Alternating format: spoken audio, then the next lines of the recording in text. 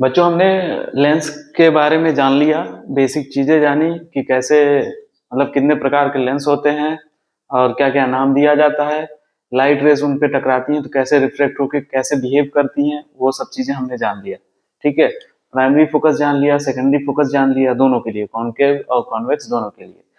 अब हम जानेंगे कि लेंस फॉर्मूला और लेंस मेकर फॉर्मूला। ये चीजें ऐसी चीजें हैं, मतलब इनके बारे में फॉर्मूला कैसे अप्लाई करना है, क्या क्या गलतियां होती हैं, ये सब अगर जान जाते हैं हम, तो आगे चल के जितने भी न्यूमेरिकल्स लेंस के होंगे ना, वो सब सारे हो जाएंगे। तो देखते हैं, देखिए, lens formula and lens maker formula. ठीक, देखते हैं, समझते हैं। मान लेते हैं ये कॉन्वेक्स लेंस है, ठीक है, और ये क्या होगा, प्रिंसिपल एक्सिस, ये है हमारा ऑप्टिकल सेंटर। तो मान लेते हैं ये ऑब्जेक्ट यहाँ पे रखा है, तो ऑब्जेक्ट यहाँ पे रखा है तो ऑप्टिकल सेंटर से, और ये कितना किससे डिनोट करते हैं, यू से। तो ऑब्जेक्ट की दूरी ऑप्टिकल सेंटर से कैसे डिनोट करते हैं, यू से। ये ऐसे लाइट रेज जाएंगी और कॉन्वेक्स लेंस है तो कन्वर्ज हो जाएंगी, और जहां पे आके मिलेंगी उसको बोलेंगे क्या, इमेज बन गई। यहीं पे तो इमेज होने की, और इमेज की जो डिस्टेंस होगी वो v से डिनोट करते हैं। ठीक है, ये इमेज है और ये ऑब्जेक्ट है। ठीक है, ये हो गया। अब देखो इसका जो फॉर्मूला बन के आता है, डेरिवेशन इसके है, आप देख सकते हो। मेन मकसद है हमारा न्यूमेरिकल सॉल्व करना, और कैसे अप्लाई करते हैं फॉर्मूला, वो चीज।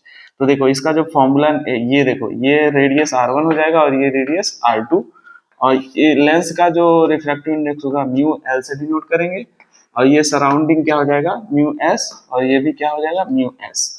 तो इसका जो फॉर्मूला है 1/v/1/u is equal to 1/f। ये है फॉर्मूला, लेंस फॉर्मूला। और शॉर्टकट में देखें तो v इज इक्वल टू क्या है, u into F, u plus F, ये है। अब देखो क्या है कि पिछले स्फेरिकल मिरर फॉर्मूले में क्या था, यहाँ पे प्लस था और यहाँ पे क्या है, माइनस है, और उसमें वहां पे क्या था, माइनस था, और यहाँ क्या है, प्लस है। ये फॉर्मूला ठीक है, आसान है, लेकिन इसमें साइन कन्वेंशन, कैसे साइन कन्वेंशन रख, वो चीज हम देखेंगे आगे चल के। तो ये देखो, ये फॉर्मूला तभी अप्लाई करना है, देखो, लेंस के सराउंडिंग का रिफ्रैक्टिव इंडेक्स क्या हो, सेम हो, यहाँ भी एस हो और इधर भी म्यू एस हो, तो सेम होना चाहिए, और इसका रिफ्रैक्टिव इंडेक्स। और दूसरा चीज इस फॉर्मूले को अप्लाई करने के लिए कि जो लेंस होना चाहिए वो थिन होना चाहिए, थिन लेंस में ही अप्लाई होगा।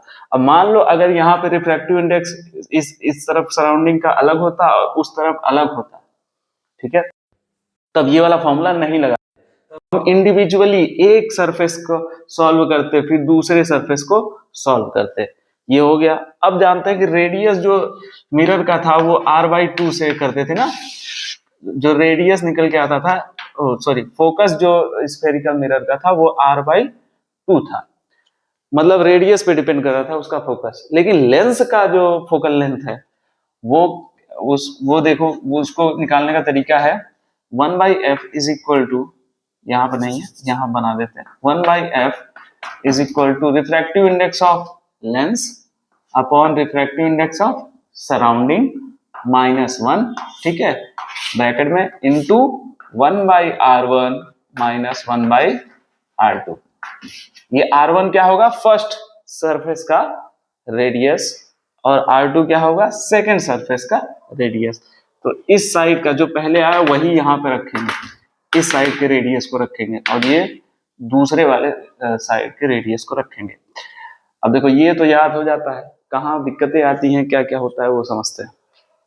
पहली बार साइन कन्वेंशन ही गलत लिख देते हैं बच्चे रेडियस का। देखो ये r1 मान लेते हैं, ये r2 मान लेते हैं।